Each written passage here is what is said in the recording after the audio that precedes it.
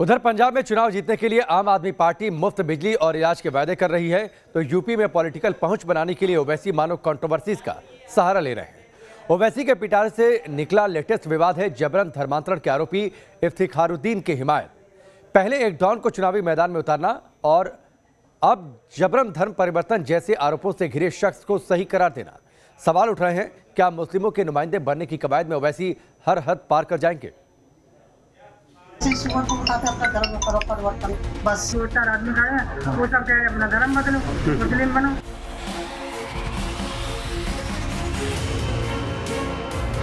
एक आईएएस ने अपने पद का दुरुपयोग किया, जरूरतमंदों को जबरन इस्लाम कबूलने पर मजबूर किया और धर्मांतरण का रैकेट चलाया। इन संगीन आरोपों से घिरा आईएएस इफ्तिखारुद्दीन। एसआईटी की जांच चल रही है। इफ्तिखारुद्दीन की करतूतों को लेकर रोज नए सबूत और दावे सामने आ रहे हैं, लेकिन एआईएमआईएम के अध्यक्ष ओवैसी के लिए इफ्तिखारुद्दीन राजनीतिक साजिश का शिकार है। गौर से पढ़िए इस आरोपी पर ओवैसी का ट्वीट।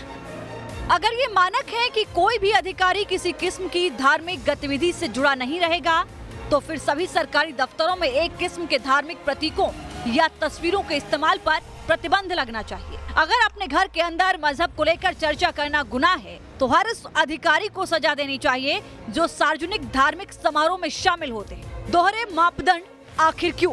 ओवैसी ने ट्वीट तो किया, लेकिन इफ्तिखारुद्दीन के मामले में मुद्दा धार्मिक या मजहबी चर्चा नहीं, किसी मजहबी कार्यक्रम का हिस्सा बनना नहीं, बल्कि अपने पद की ताकत का इस्तेमाल करते हुए गलत तरीके से लोगों को इस्लाम कबूल कराना है। और इसी वजह से सत्तारूढ़ बीजेपी एक बार फिर ओवैसी को टारगेट कर रही है।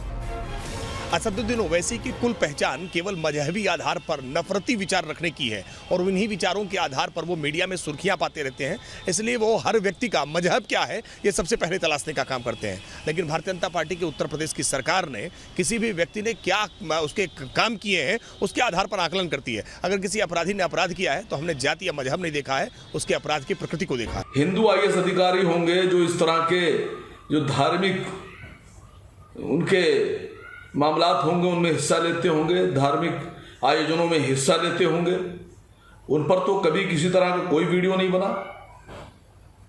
खाली मुसलमानों के खिलाफ एक साजिश के तहत इस तरह की कार्रवाई करके उनके वीडियो को बनाकर एक जो हिंदुओं का पोलराइजेशन किया जा रहा है इलेक्शन में, ये ठीक बात नहीं है। चुनावी माहौल में जब जब ओवैसी के कदम यूपी में पड़ते हैं, तब तब एक नई कंट्रोवर्सी खड़ी हो जाती है। Team news nation. यूपी में जहां जहां ओवैसी के कदम पड़े वहां वहां कंट्रोवर्सी का बम भी फटा। ऐसा क्यों कहा जा रहा है, समझना है तो हालिया चुनावी माहौल में ओवैसी के बयानों पर गौर कर लीजिए। आपको एक एक करके एक ग्राफिक्स के जरिए हम बताते हैं उनके विवादित बयान। कानपुर में ओवैसी ने मुस्लिम वोट बैंक को बैंड बाजा बारात कहा था। ओवैसी का कहना था कि यूपी में मुस्लिम वोट बड़ा है लेकिन नुमाइंदगी काफी कम। ओवैसी ने एक और बयान में कहा कि यूपी में एक नहीं 100 ओवैसी चाहिए।